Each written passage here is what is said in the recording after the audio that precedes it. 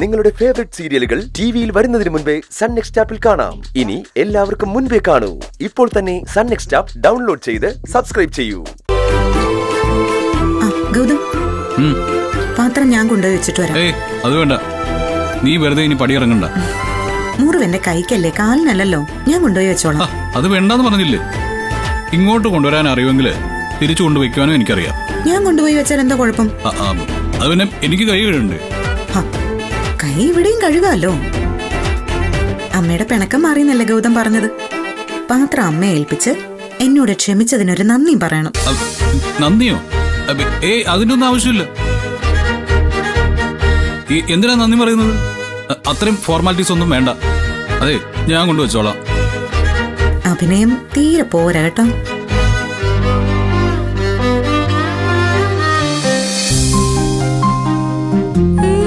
അമ്മയ്ക്ക് എന്നോട് വിരോധമൊന്നും ഇല്ലെന്ന് വരുത്തി തീർക്കാൻ ആവുന്ന പണിയൊക്കെ ഗൗതം എടുത്തു. കള്ളം പറഞ്ഞ ശീലമില്ലാത്തത് കൊണ്ടായിരിക്കും തുടക്കം മുതൽ തന്നെ അതങ്ങ് പാളിപ്പോയി. അമ്മയോട് എനിക്ക് ഒരു വിധത്തിലും ദേഷ്യം തോന്നരുതെന്ന് ഗൗതം ആഗ്രഹിക്കുന്നുണ്ട്. ആ ആഗ്രഹം ഞാനായിട്ട് തെറ്റിക്കുന്നില്ല. ഞാൻ പറഞ്ഞല്ലോ, ഒരിക്കലും അമ്മയോട് ഒരു വിരോധത്തിലിരിക്കാൻ എനിക്ക് പറ്റില്ല ഗൗതം.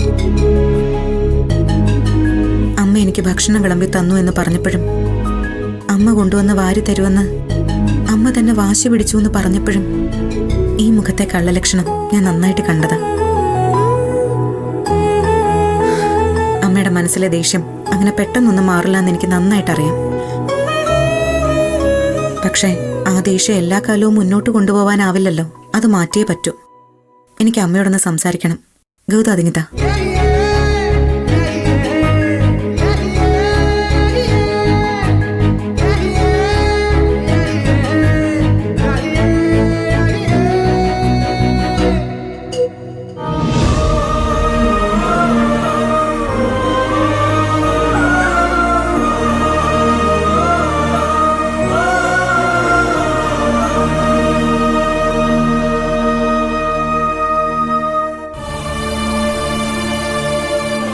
എവിടെ പോയി?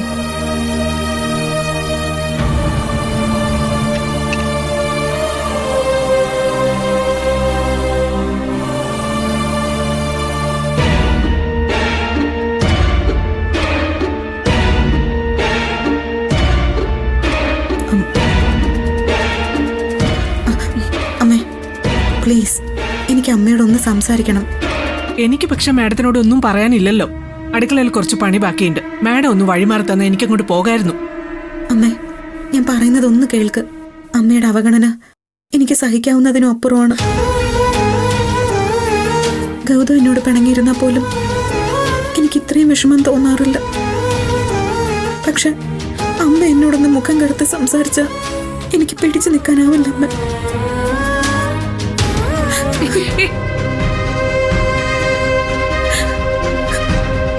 അമ്മ എന്നോട് ക്ഷമിക്കണം. ഞാൻ ചെയ്തത് മുഴുവൻ തെറ്റുകളാ. ഒരിക്കലും ഞാൻ ശിവാനിയെ വിശ്വസിക്കാൻ പാടില്ലായിരുന്നു. അവൾ ഇവിടേക്ക് തിരിച്ചു വരണമെന്ന് ഞാൻ ആഗ്രഹിച്ചത് അവൾ എന്റെ അമ്മാവിന്റെ മോളാണെന്നുള്ള പരിഗണന കൊണ്ടൊന്നും അല്ല. ഏതൊരു പെണ്ണായാലും അവളുടെ ജീവിതം തകർന്നു പോകരുതെന്ന് മാത്രമേ ഞാൻ ആഗ്രഹിച്ചുള്ളൂ.